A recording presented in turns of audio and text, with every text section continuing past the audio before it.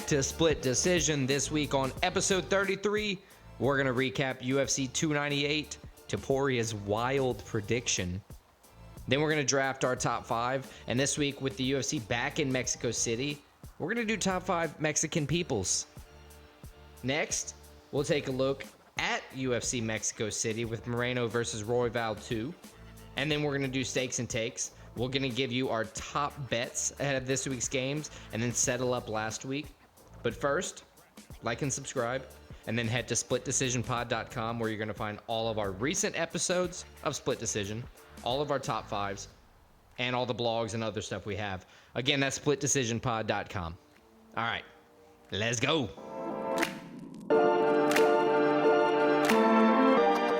UFC 298 exceeded the hype. I was going to come across this table and punch you in the neck if you said this one wasn't exciting. It exceeded the hype. It sets us up great for UFC 299 and UFC 300, which are just like mega cards. Yeah, like stepping up in tiers. Exactly. I mean, it was a great card, great weekend of fights. How'd the prelims go? Prelims were great. Andrea KGB Lee faced off against Miranda Fear the Maverick. Shout out Louisiana. They fought in the women's flyweight division. From the start of the fight, Maverick lived up to her name, instilling fear in Lee with, that strong precision and aggression. She defeated Lee's best efforts. In the end, Miranda Maverick took home the unanimous decision. And She's been there forever and keeps winning. Right. And she was handing Andrea Keep Getting Beat her 4th consecutive loss. Oof. And maybe her last UFC loss. Yeah, that's unfortunate. 4 in a row is never good unless you're Tony Ferguson. Shout out Louisiana. In Oban, the Welsh gangster Elliott's UFC debut, he lived up to his gangster reputation, stifling Val the Animal Woodburn's power, leaving no room for animalistic instincts to kick in. This is the last time we saw Val, he got knocked out in a minute by Bo Nickel. People were saying, is Bo Nickel's hype bad after how Woodburn's performance was? It's like, no, he beat him in less than a minute. Yeah, it's like, what more do you want? Yeah, I don't know. A wrestling guy knocked him out in a minute. Yeah. Or 30 seconds, whatever it was. Yeah. Elliott walked Woodburn down like someone stepping on his block to win by unanimous decision. Danny Left Hand to God Barlow took on Josh the Renegade Quinlan next in the welterweight division. Barlow delivered divine power, raining down thunderous left hands throughout, earning him a round 3 KO that left the Renegade needing salvation. Next, Mingyang the Tiger Zong took on Brendan the Gorilla Ribeiro in the Battle of the Jungle. Yeah, in the light heavyweight division. Zong prowled the octagon with tiger-like precision while Ribeiro swung with raw power of a gorilla, I might add. Despite that power, Zong's tiger-like reflexes delivered a show-stopping left hook in the first round, earning him the victory and his 7th straight KO. So case settled, Tiger beats gorillas. Yeah, I can't even argue that one anymore. Jumping into the bantamweight division, Renya Hybrid Nakamura defeated Carlos Vera by unanimous decision. Stays undefeated. Nakamura's hybrid skill set was a big determining factor here, where the two engaged in a technical battle. I felt bad for Nakamura because he was dominating, but the fans were just booing because he was ground and pounding, like keeping him on the ground. Yeah, and Anik would say true fight fans don't really understand. Joe kept saying that too. He's like, these savages in here are booing. Yeah. They don't even know what they're watching. Well, speaking of savages, stepping in on 12 minutes notice, Junior the Juggernaut Tapa stepped in for his injured brother. It might be the last time he steps because his leg got fucked up. No kidding. For Marcos Rogero Pizao, you know what Pizao means? It means Bigfoot. He's especially with that fight. De Lima, they fought in the heavyweight division. Pizao proved he was like Bigfoot, using kicks to damage the lead leg and create those big openings for powerful shots. Tore that leg up. De Lima dictated the fight like Adriana Lima dictated the runway as a Victoria's Secret angel. Nice reach. Thank you. Headlining the prelims, carrying and earning fight of the night, Amanda Lemos and Mackenzie Dern had us all stricken for multiple reasons. Cake. I thought it looked like for a while Dern was going to get knocked out, and then she came back and she almost won the fight. Yeah, it's crazy. A contested fight. Mackenzie had me saying Dern with her 6 minutes of control, most of which was on the ground. Lemos won 29-28 on all of the judges' scorecard. It was honestly an amazing fight. Cake. Yeah, well, there you go. That's the prelims. It was a great prelims, and it set up for a great main card. The most surprising and the thing everybody's going to remember this fight card for, though, is the main event. And that was Ilia Topuria knocking out Alexander Volkanovski. Volkanovski's first featherweight loss. Topuria looks like that dude. He lived up to all the shit he was talking, and he's the champ. I think it's a new era. Call him the left-right slump now. If you're Volk, he's got 2 back-to-back losses. Yeah, he got knocked out, slumped to the left or to the right against Islam, then slumped to the left against a two pump slump. That's not tough. good. I mean, just last year, Volk was looking unbeatable. Like in June of last year, July of last year, after he dominated Yair. After he lost to Islam by decision, Yeah, we like, thought the rematch. We're like, all lost right, to Islam by decision. Volk needed knocked 5 out- rounds to figure out what's going on with this guy. TKO Yair. Then it was like, oh, he's taking this. Knocked out by Islam. Man, Then got knocked out second round by Topuria. But Topuria looks like that guy. I think he might be. honestly, shocked champ me, for a shocked the while. world. I'll say, I think it shocked everybody except for Ilia. A lot of people, like I picked Topuria, but it was still shocking to see. The only person that probably wasn't shocked was Topuria. yeah, he predicted it. It was a second round knockout. He claimed the featherweight title for himself. Honestly, it was a beautiful way he worked the body to open up, big, powerful headshots. Did some leg avoided the damage. takedown, leg damage. It was a great He showing. was just walking Volk down. Yeah, and look, to Volk's credit, he won every time he won like a champ. Every time he lost like a champ. Nothing but respect for both fighters. Obviously, Volk wants a rematch. I think that's understandable from Volk's point of view. But for Topuria, who do you think's next? He has a couple options. Volk's obviously one of them. Yair, Though the winner of Yair, Brian Ortega, right? will have a say. Max Holloway, if he goes out and beats Justin Gaethje, I thought about Max Holloway. but as the well. thing is, if he beats Justin Gaethje at 155, he might get a 155 title shot. he could just be lined double up for champ.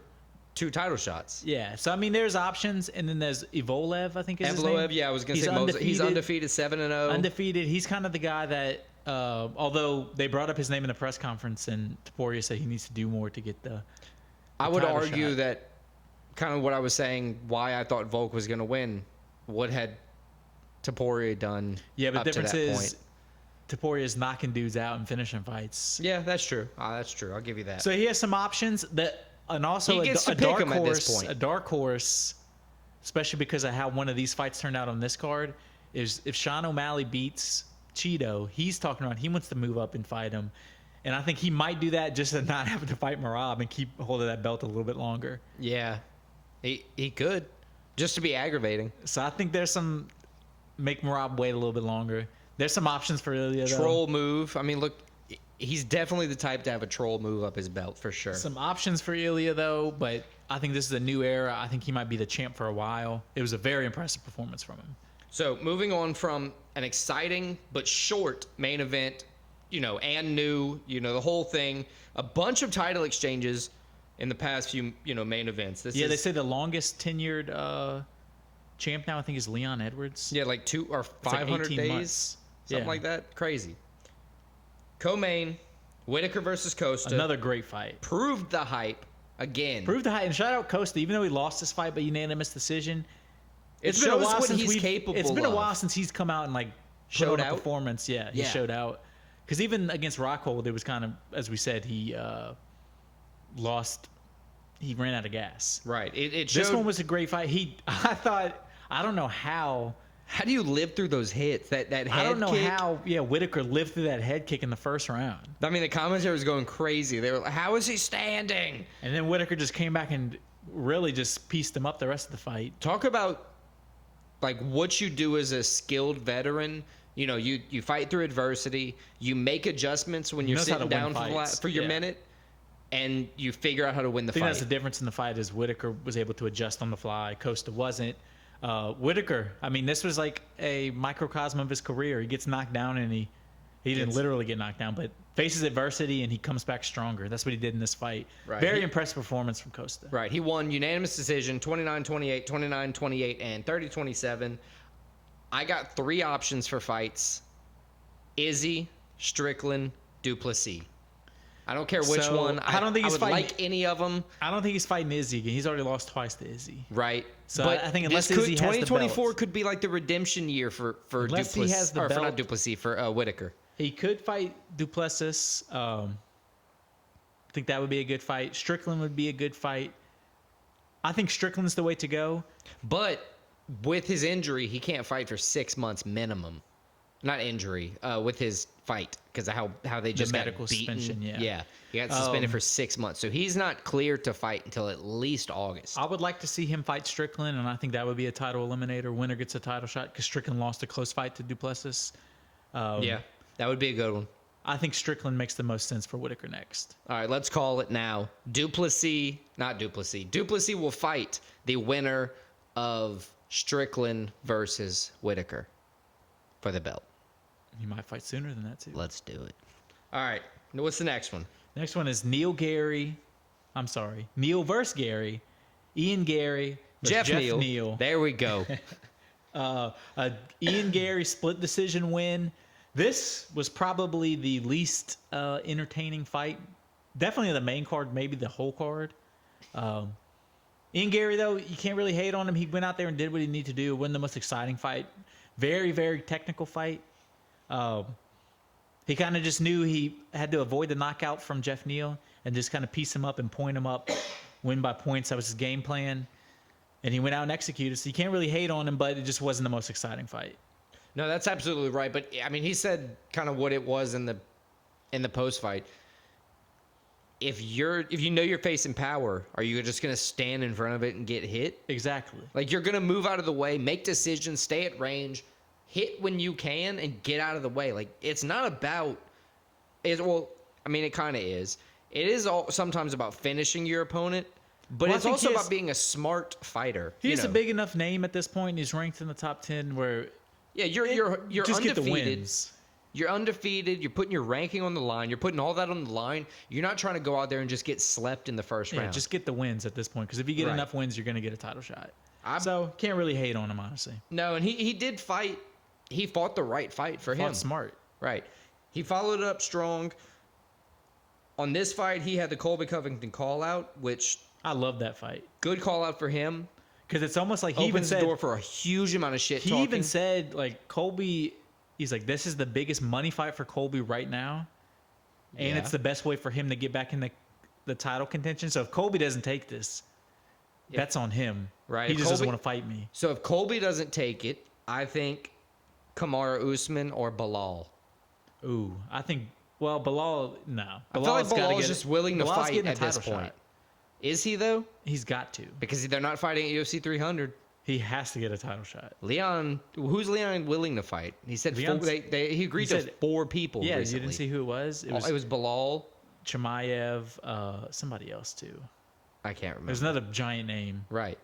That means the other people said no, or like they just So- couldn't figure it out. I Because don't know. Dana gave him a shout out. I think Bilal would say yes. I mean, what at this point, Ian Gary's gonna be ranked sixth and third or second. I don't think Bilal takes the fight because I think Usman would be fun though, Usman would be a fun fight. and it's one of those like earning respect where like Ian Gary's going down trying to take down legends to build his own name. I think Covington's the right jump. I think Usman might be too much at this point. Maybe not though. But yeah, I think any of those names you listed, viable options. I think Ian Gary would sign on to fight any of those guys. Sweet.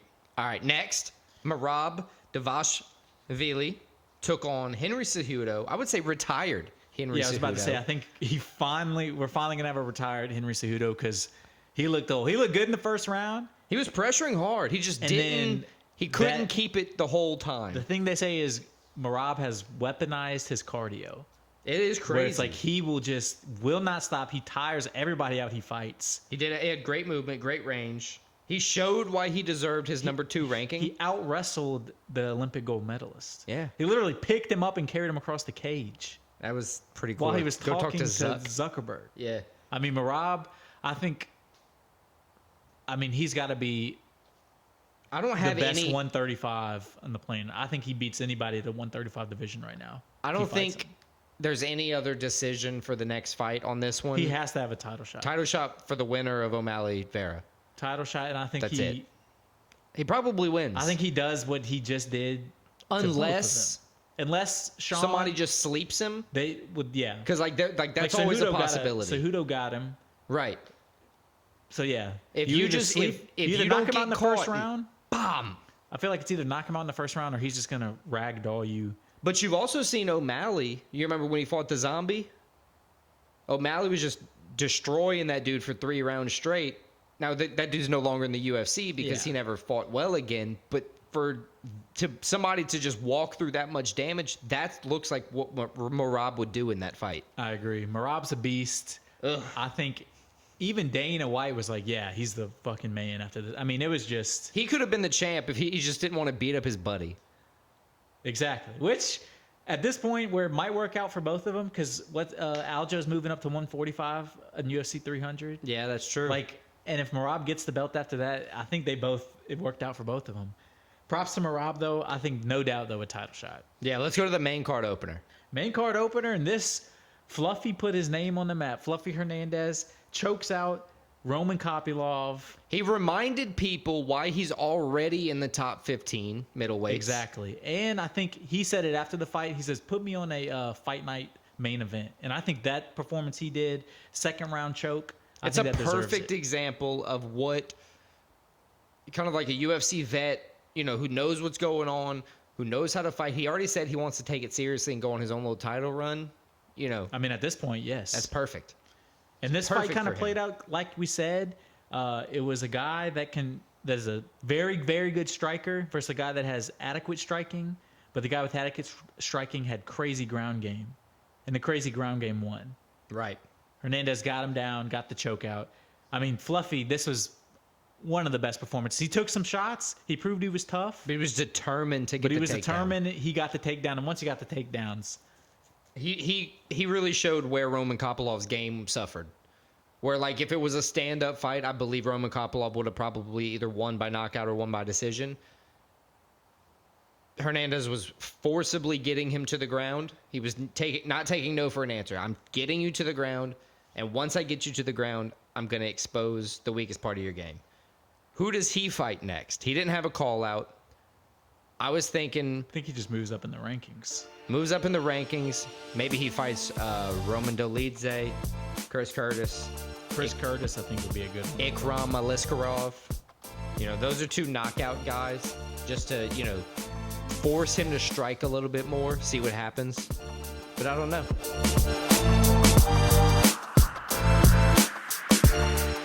With the UFC returning to Mexico City this week, our top 5 theme is going to be top 5 Mexican people. If you recall, if you're a fan of the show, which I hope there's at least some of y'all out there, we've already done top 5 Mexican things when, I think in September, when the Mexican Independence UFC Night. Noche. Yes. Alexa Grasso versus Valentina Shevchenko. So now we return to Mexico. We had the scramble. So top 5 Mexican people. I think this is a good one because I think we looked back at our top 5 Mexican things. We didn't pick a lot of people. I think we picked a couple. Yeah, a couple people. But now it's strictly people, so it kind of opens it up a little bit. Okay. You went with all people? We'll see. Okay. Let's Mexican individuals. Top 5 Mexican individuals. There you go. I identify as a Mexican and no, I'm kidding. So let's kick it off. It's my first pick, and I'm going to go to 1-1. This is, I think, a popular pick, especially if you're a combat sports fan. My 1-1 is going to be Canelo Alvarez. Oof. One of the biggest stars in boxing currently. Definitely the biggest Mexican star. 60 wins, 2 losses, 2 draws. He's a superstar. He sells out Cowboy Stadium. Good-looking dude. Sells fights. Millionaire. Beats people up. Canelo Alvarez, 1-1. That's awesome. That's a good pick. I'm going to see that as your 1-1. And I'm going to go with my own fighter for my own first pick. I'm going to go with the UFC's own Brandon Moreno. I thought about that. He's had a considering long career. we're a UFC podcast. He's fought...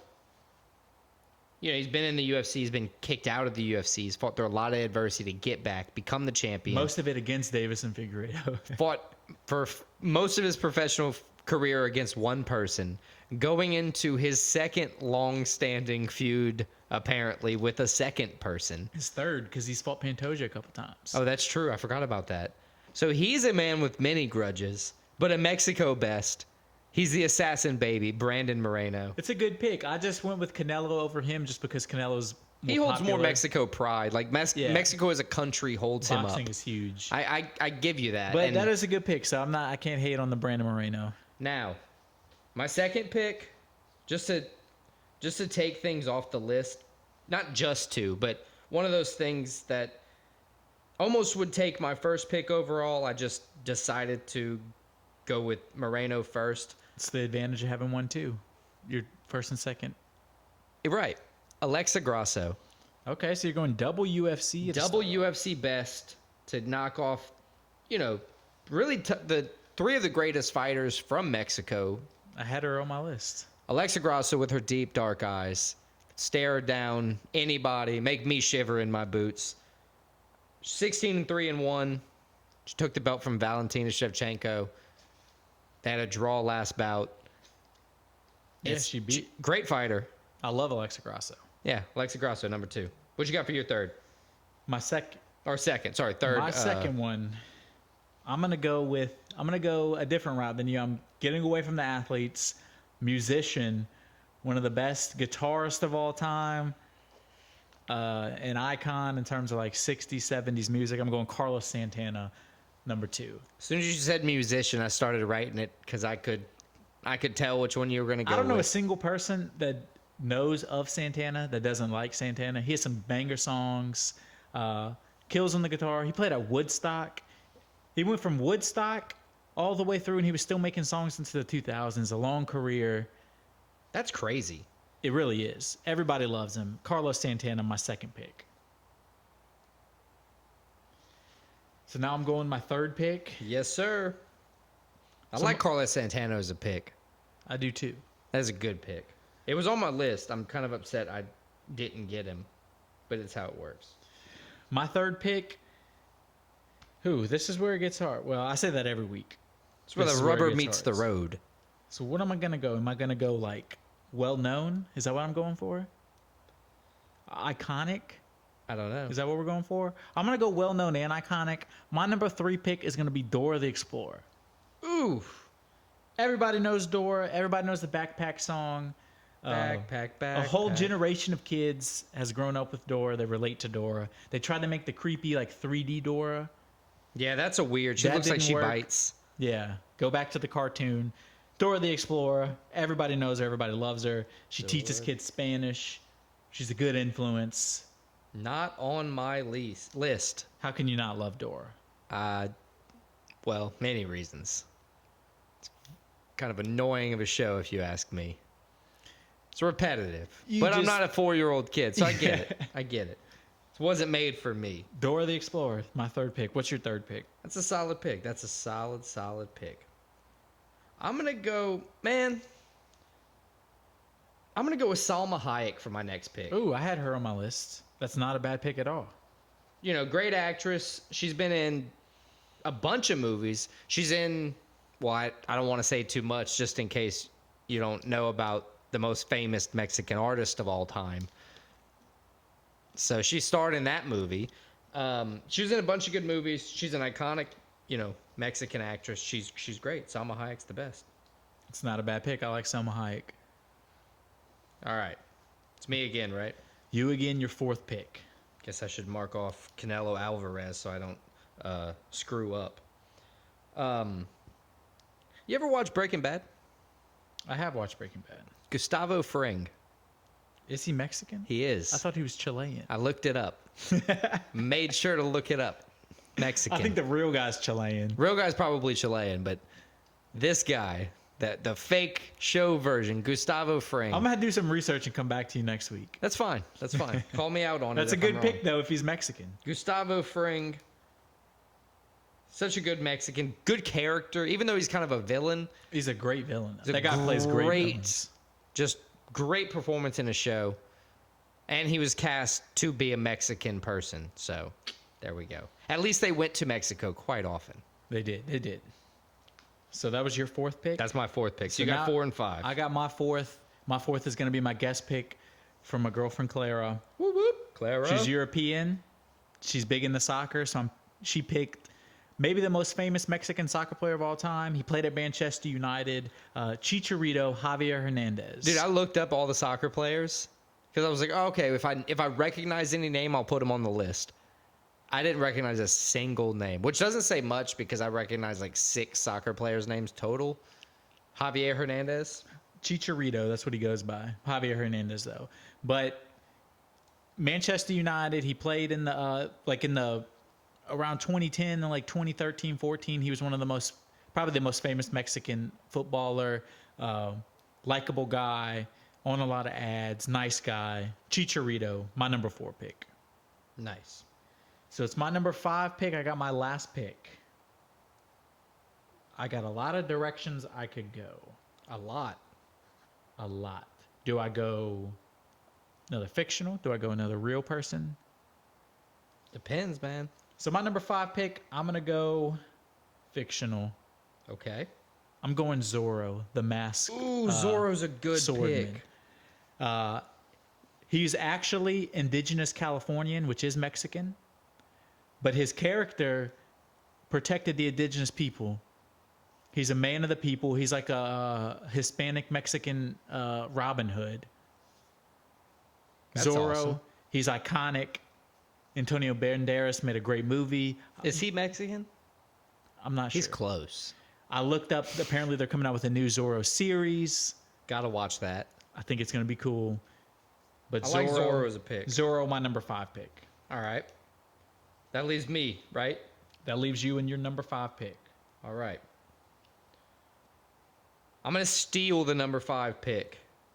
Steal the draft, I should say, with the number 5 pick. Pancho Villa. He helped lead the Mexican Revolution to overthrow the dictator, Porfirio Diaz. Oh, way to read that off the... Well, do you think I could write that down? I write so sloppy I had to read it off my phone. But yeah, he helped that. So, great pick.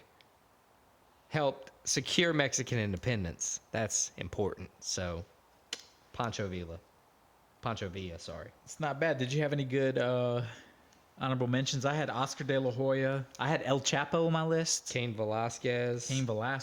Guillermo del Toro. Bender from Futurama. He's actually Mexican. Oh, I forgot looked it about up. that. Yeah, you're right. Bender's J-Lo? J-Lo? Yeah.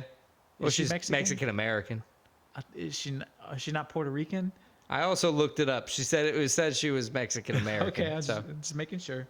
Frida Kahlo. That's the most famous Mexican artist of all time.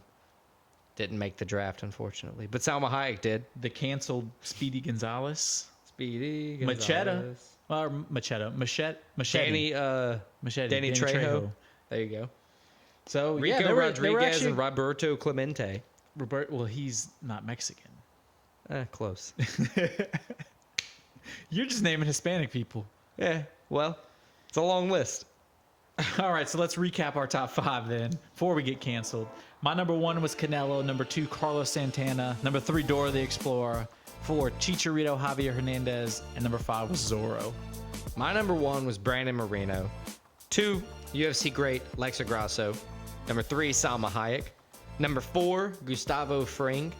And number 5, Pancho Villa.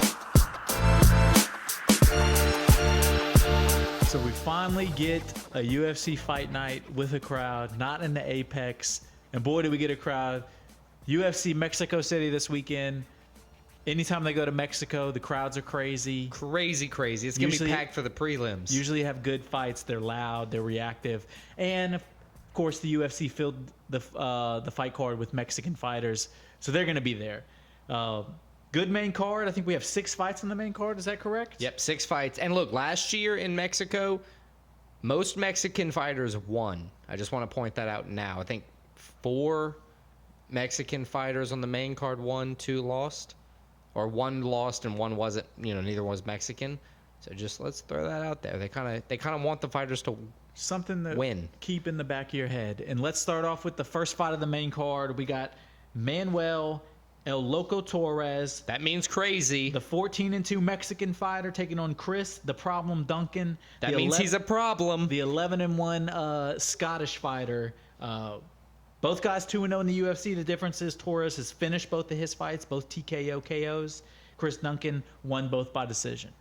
Yeah, they've seen kind of a little difference in career so far. You know, both haven't been beaten a bunch of times, but Torres has found just a crazy amount of finishes. You know, 7 KOs, 6 subs. 3 straight first-round finishes, 5 straight wins total for Torres. Now, Chris has only lost once, which is no problem at all, and he's won 7 times by KO, but I'm thinking maybe Torres' ground game comes in and, you know, at least forces Duncan to question. You know, it forces something to become open. Maybe a leg kick, maybe a head kick, maybe a takedown. One interesting things I saw was Torres. He has 2 losses in his career, knee bar and heel hook. So both like those lower leg ones. Yeah.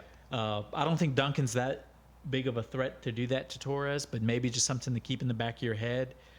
But I kind of agree with you. I think Torres has more to his game than Duncan. I like Chris Duncan. I think he's a good fighter, but I think Manuel Torres stays undefeated. I think he may keep up not only his win streak, but I think he keeps up his finish streak. Yeah, I agree. I do like Duncan. He has KO power.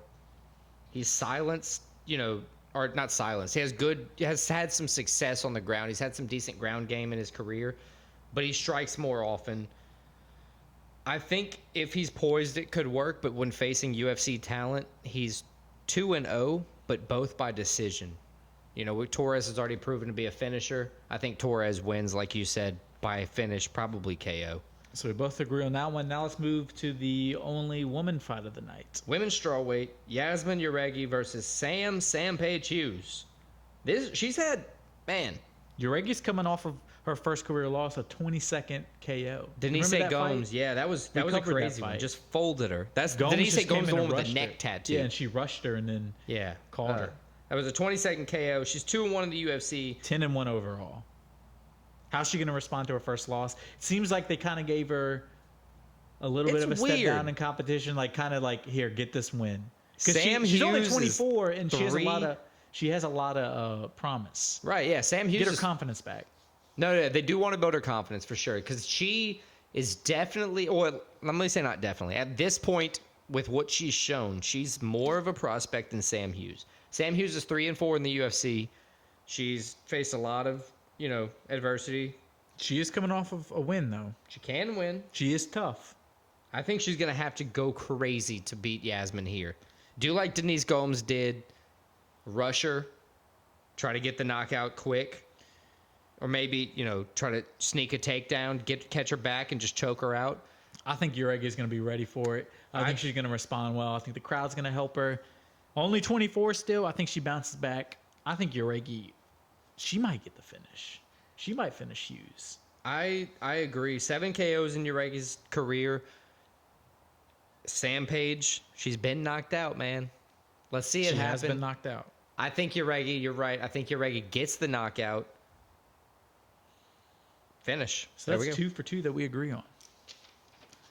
Next fight, the young boy. How is he? This dude's still only 19 years old. Raul Rosa Jr. Look at the year he was born. Nino Problema. That means the problem child. The problem child taking on Ricky Turcios. Pretty Ricky. That means he's cute. He's 30 years old, so there's an 11-year age gap. Raul Rosa, 8-1, 2-1 in the UFC. He had his first loss, and he came back and got a nice first-round TKO, so he responded well. So that's good to see out of a young prospect. And he's never been finished. His loss was by decision. That's important to point out, because it's easier to come back from that than it is from a brutal, like, sleeping knockout. Turcios 12-3, also 2-1 in the UFC. All his fights, whether win or loss in the UFC, have been by decision. He is coming off of a split decision win, but it was all the way back in November of 2022, so he's taken quite a long time off. Yeah, that's what I was going to say. He hasn't been active for a while. He's had 3 fights since 2021, none in 2023. I think the problem child, El Nino Problemo, Raul Rosa who was born in 2004, Yeah, it's crazy to think about. is going to come out here and show him who's daddy. Think Raul Rosa is going to win. I agree. I think he moves to 3-1 in the UFC. Maybe gets a finish. I think that's crazy. He's only 19, but he's like starting to move up. If he gets this win, Yeah, like moving up he that moves ladder, right against into better and better competition. You just never know. I think the big thing with Rosa is he's young, but he knows that he's talented. He knows that he's naturally gifted in the sport, and he's working for it. So he has room to grow, a lot of room to grow, but he's taking advantage of that. Yeah, I think that loss may end up being one of the best things for him, that early loss. Yeah, not going like 15-0 and just being cocky all his life. Yeah. Taking an L early, which he still went 8-0, or 7-0. Taking an L, getting back on, and just remembering what you got to do to get out there and win. That's strong for him. All right, so the next fight, this may be the most action-packed, exciting fight of the night. We got Daniel Zellhuber, Golden Boy, the Mexican, only 24 years old, 14-1, 2-1 in the UFC, taking on Francisco Prado, the Argentine, only 21. He's 12-1 overall, 1-1 in the UFC. Coming off of a first-round win for Prado, a first-round knockout. Zellhuber's coming off 2 straight wins. Neither guy's lost a lot. Neither guy's ever been finished. Both guys are pretty well-rounded. I'm excited for this fight. Yeah. Zellhuber, I think, is going to lose here. But I do think it's going to be a very impressive fight. Prado, he's only been, out of his 13 career fights, only one has gone to the scorecards. And he it was lost his that UFC fight. debut, and he lost it. Right. And he came back and got a nice win. I think here, he lost that fight against Jamie Malarkey. Think about that. A vet. Somebody like Jamie Malarkey with that kind of power wasn't able to put Prado down. Prado also has 6 submissions. Yeah, 6 KO, 6 submissions. So if you have a good ground game, he can battle that. I think Zellhuber here is not going to be exposed by any means, but I think they just are doubting Prado's ability. Vegas is doubting Prado's ability to come in here and finish the fight. I think that's what's going to happen. Yeah, I think Prado wins too. I think Zellhuber's going to be the only Mexican. Here's a little spoiler for ahead. The only Mexican to lose in the main card. Oh, really? So I got Prado winning the fight. I agree. So you ready for the co-main? Co-main, let's see it. So the co-main is a rematch of a fight that ended a little prematurely because of an injured shoulder. We got Yair Rodriguez, the 31-year-old, 19-4, 10 wins, 3 losses, 1 no contest in the UFC, taking on Brian Ortega, 15-3 and 1 no contest. He's 7 wins, 3 losses, 1 no contest. Ortega has lost 2 straight, lost 3 out of 4, but as I said, one of those was against Yair, where in the first round his shoulder popped out. Right. And it counts as a win for Yair, counts as a loss for Brian, but who knows what would happen if that didn't happen. Right. Look, Yair lost to Volk at UFC 290. In July. That's crazy to think about, right? Yeah. Just We're that short already amount at of time we're going up to 299. Both fighters lost to Volk. Ortega, he recovered. He's looking to rebound, get the rematch against Yair. I get it. He also lost to Volk, but at UFC 260. You see, that's crazy. Just like wild. Everybody's there. I mean, both guys. That wasn't even long ago. Both guys have 3 losses in the UFC, and listen to him. Yair's 3 losses are to Volk, Holloway. Max Holloway, and Frankie Edgar when Frankie Edgar was like the man. Right. Ortega's 3 losses are to Volk, Max Holloway, and then the injured one we talked about to Yair. So both these guys, I mean, Dogs. they beat everybody else. Even though I'm not the biggest fan of Ortega. I give him the respect he deserves. He's a dog. He choked me the fuck out. One big thing is Ortega, obviously T-City, triangles are his main game, choking you out. Yair's never been submitted. And he has ground game. And another interesting thing for Ortega, listen to his last 4 fight dates, how big of a gap he's made. So his last one was July of 2022. Right. Before that, September of 2021. Okay. Before that, October of 2020. Just Then fighting. before that, December of 2018. So he's taking it's once a year, maybe. Yeah, 12 to 18 months off at a time. So how's he going to respond? Since he's been doing that, I know a lot of it's been because of injuries and everything. He just hasn't been the same. But if you're fighting through injuries, that just means you can't recover. Like not fighting through I mean, injuries, he but if you're started getting injured and you're having trouble every time, you're a diminished fighter at that point. Since Max Holloway beat the shit out of him in December of 2018, CTE. he hasn't been the same. And I think Yair has been the more active fighter. He's been the more successful fighter. I think Yair not avenges because he won the first one, but kind of like makes it right. Like, no, this time I'm really going to beat you. I think Yair goes in there. I think he might get the knockout over T-City. I agree. I think Yair is going to win. I think Ortega is a compromised fighter at this point. I agree. And I think Brian Ortega is going to be turned into CTE City. I see what you did there.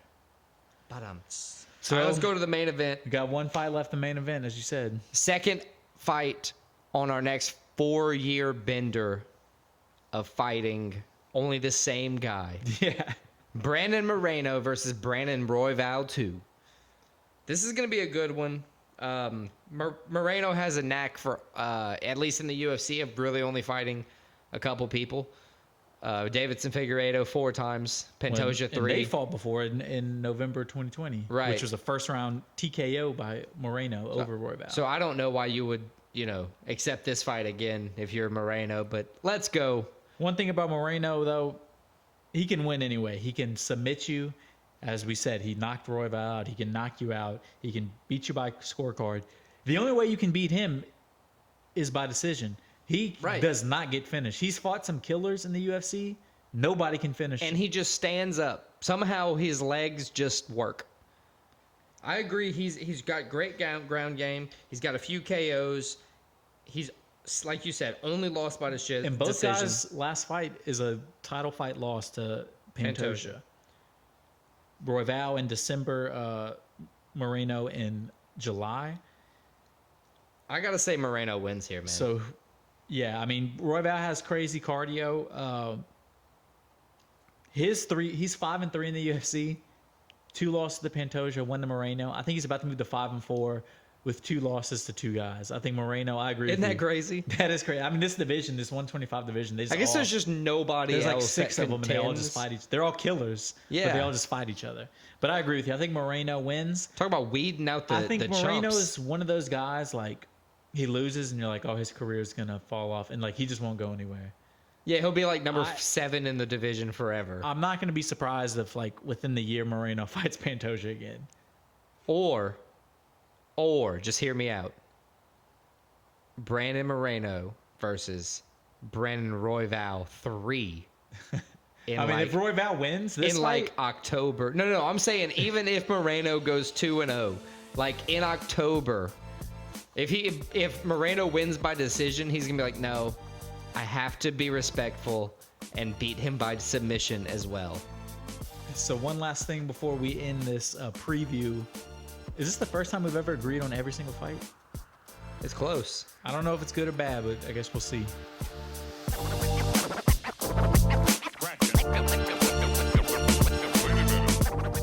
All right, welcome back to Stakes and Takes. You want to recap? So we're back for season 2, week 1, season 2. Do you want to recap last week? Let's recap last I guess this is week 2, season 2. Week 2, season 2. My bad. Yeah. Welcome back to season 2, week 2. We're going to recap season 1, week 1. No, season 2, week 1. God damn. All right. We're in. Let's do this. I went 4-1 in the UFC, which is pretty solid. But that doesn't even sound cool when you hear the next thing I'm going to say. I went 5-0, and the difference was the right hand of Ilia Topuria. I know what I do with my right hand, and it's wash it of this fight. I don't like it. I think Volk's going to get his rematch and right the wrongs, and there's going to there's no way. There's going to be a number 3. And get starched again. One day, Volk's going to beat him. No, I don't know. It was a good fight by Topuria. I'm not mad to go 4-1 in any category, but I'm only mad that you went 5-0. But good to you. Understandable. My other picks where I did 5. So we did 5 non-MMA picks. Yeah, 5 non-MMA picks. I did 5 college basketball because there was no NBA. And we had one of the same ones, and it won. UConn Marquette. UConn beat the shit out of Marquette. So you went 1-0 in college basketball too. I did. I went 3-2. So you beat me in that. I watched your Texas Tech game, and I was very happy Iowa State. Like from the beginning, they went up by 10 like at the beginning, and they just kind of kept it. That's what held it, that beginning lead. Because at the end of the game, it got close. Like if you never looked at the game and just saw the final score, you're like, oh, the underdog almost won. No, the underdog didn't almost win. Yeah. It was a near blowout. I was happy about that one. Yeah. Kentucky won. Saw that. They beat Auburn at home. That's a big game for them. That was a big game. Auburn was near. Stopped their little slide they had going. Kansas beat Oklahoma. That was fun. It's a good win for Kansas. And what'd you say? Marquette lost to UConn. Yeah, we had UConn beating Marquette. We like this. Yes. We like this. Between the 2 top 5 teams. And then you had soccer, right? I had soccer. I went 2-2 in soccer. Some lawn fairy madness. Whatever you want to call it. It's because you're mad. That I beat you. I'm interested in soccer. I'm just mad. I went 2-2 in soccer. I had Arsenal beating Burnley. Arsenal won 5-0. I had Lille beating Le Havre. Say that 5 times fast. Lille won 3-0. The 2 losses, I had Ajax beating NEC. They were winning 2-1 until like the 95th minute. Right at the last second, NEC scored and tied. So 2-2 draw there. And then I had Leicester beating Middlesbrough. Middlesbrough 2-1 win. Oof. So could have been better, but I'll take that. With all my other picks got it right. I went 6-0 besides soccer, so I'll take that. Yeah, 8-2 to cap off the first week of picks for you. Solid start. 80% right. That's very good. I'll take it every week. You want to keep that going if you're gonna, move on. I went 7-3, which 70% is not bad. I just need to do better. Chat GPT, Giga Chad AI, if you will. 6-4, not bad.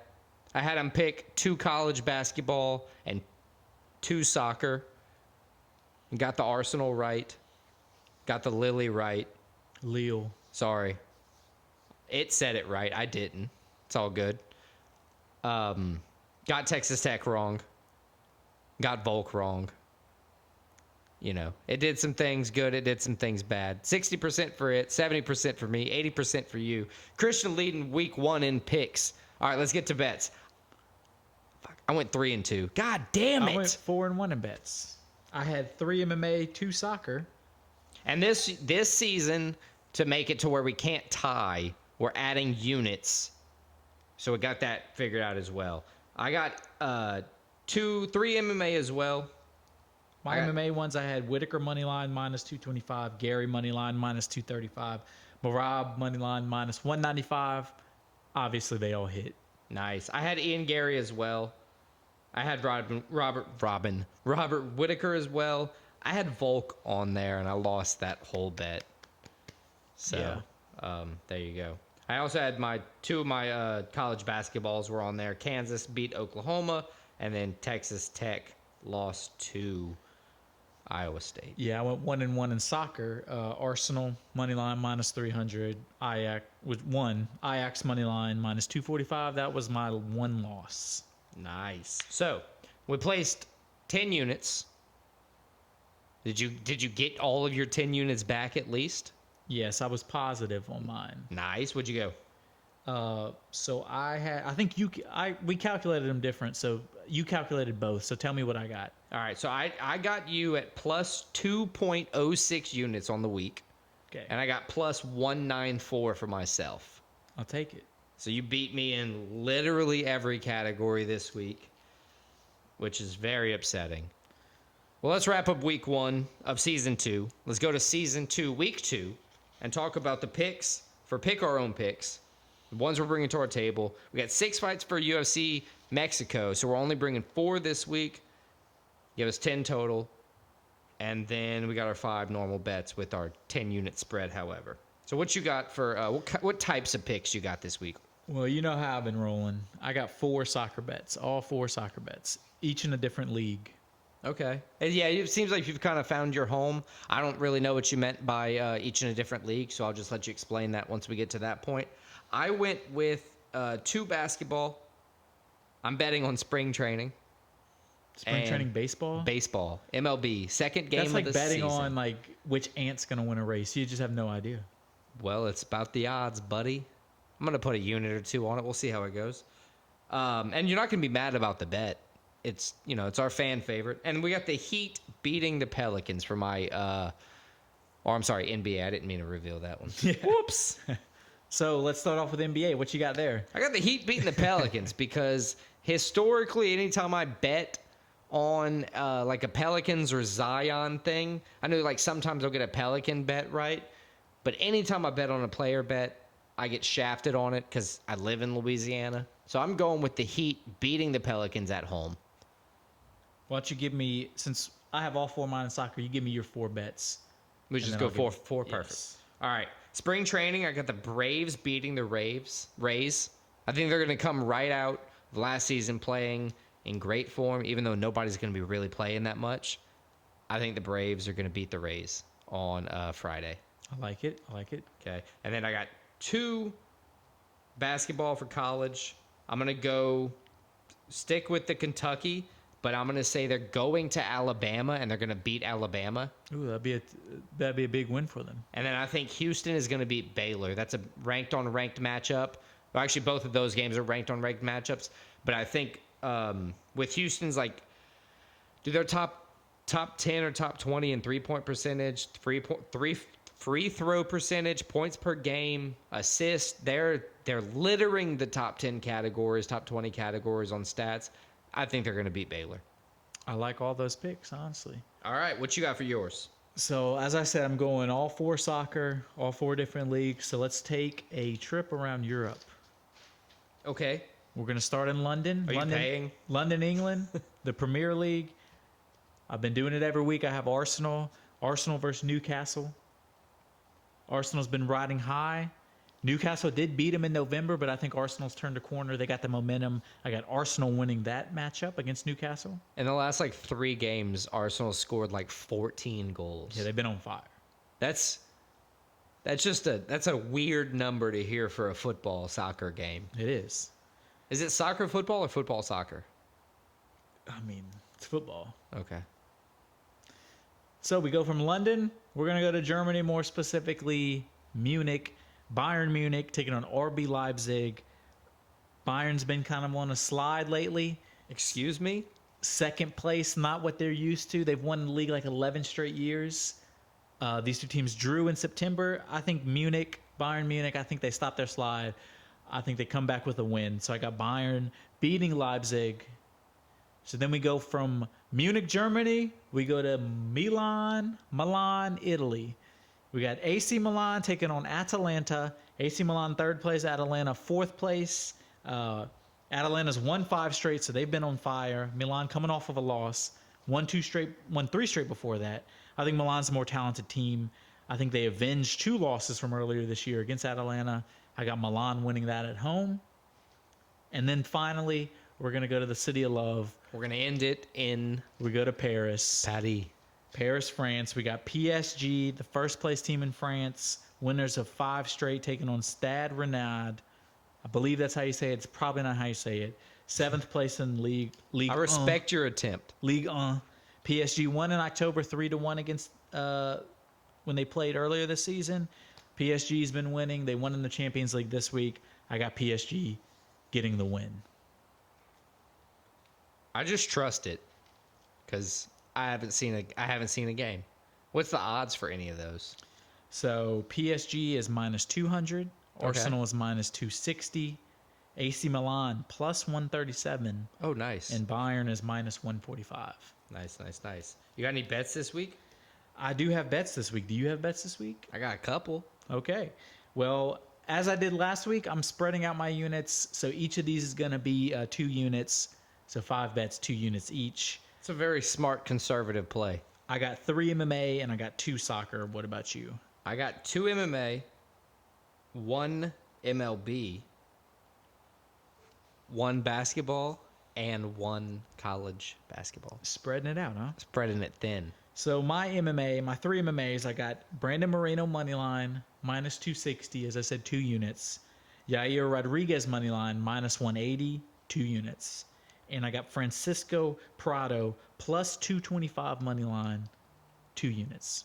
I have the same Yair Rodriguez, but I have 3 units on that.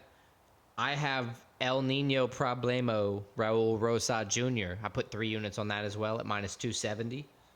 I got the Braves money line. Odds haven't come out yet, but I'm figure I'll throw 2 units on that.